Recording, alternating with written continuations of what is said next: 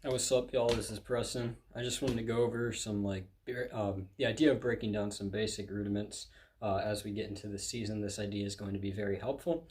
A lot of people don't like practicing rudiments, and understandably why. They're kind of like the vegetables of the drumming world, but they're the necessities. They're the building blocks of every single piece of music. Really, it's going to help expand your playing and your ability to adapt of new music that's thrown at you.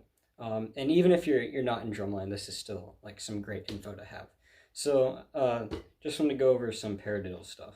So let's say you're practicing paradiddles. You're doing 16th note paradiddles at about this speed.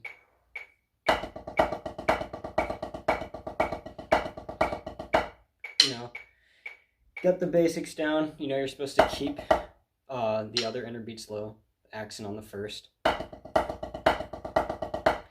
And let's say you reach a cap, and you can't go much faster than this. You're realizing something's wrong, you don't exactly know what it is.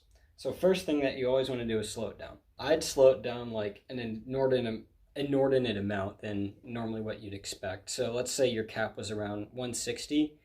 I would slow it down like a good 60 beats per minute under. So this is going to really help us diagnose like what issues are holding us back. So now we're back at like 100 beats per minute. And you'll notice here the issues will start sticking out more. So if you start playing,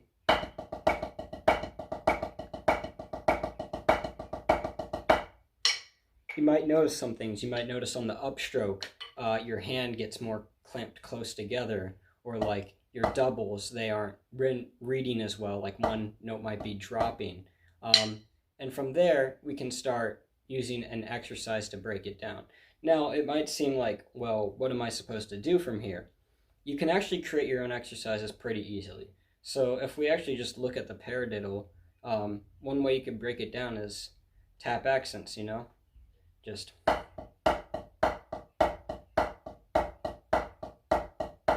those fit within the paradiddle. So maybe if you necessarily don't know why you are plateauing at a certain tempo, you just work on your tap accents for a while.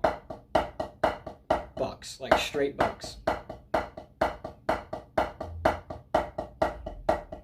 And then once you say like you practice that for 30 minutes, you know you've been up in your bucks game, then you can sort of look at the paradiddle more in depth. So basically we have our first line at this makeshift exercise we made, which will just be bucks.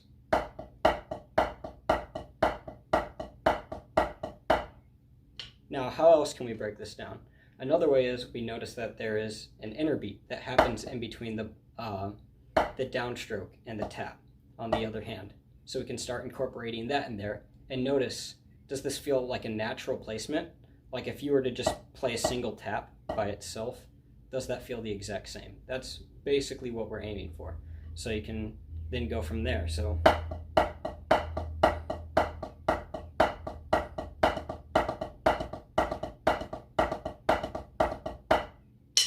and from then it's just the diddle, right? That's all we're adding.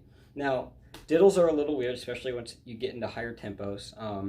But a great way to just get a feel for diddles before you even go into that realm is to do buzzes. Buzzes are actually going to be harder to perform than diddles. Diddles require more refining and fine-tuning, but buzzes are going to be harder to play. So maybe you have a second variation of the exercise where you just do taps and then buzzes down. So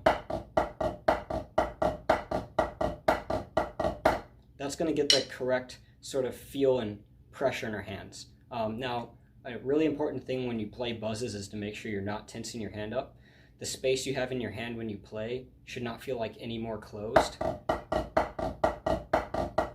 It's all very natural, and that's just going to take some experimentation on your guys' end of what works for you.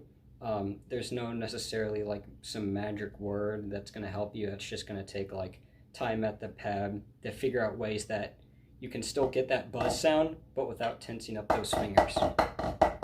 So you can work on stuff like that. So let's say you have all of that done. So now you can have sort of this exercise where it goes.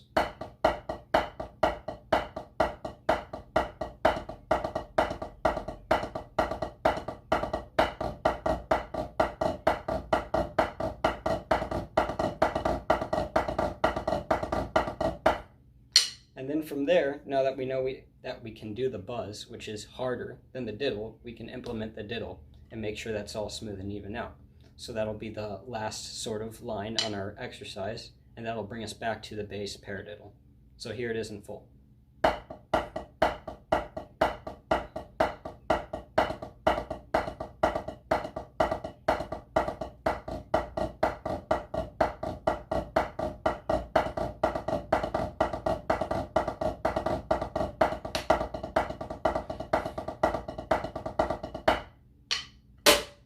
And that's just how you can break down paradiddles. Like literally this can go for any other rudiment.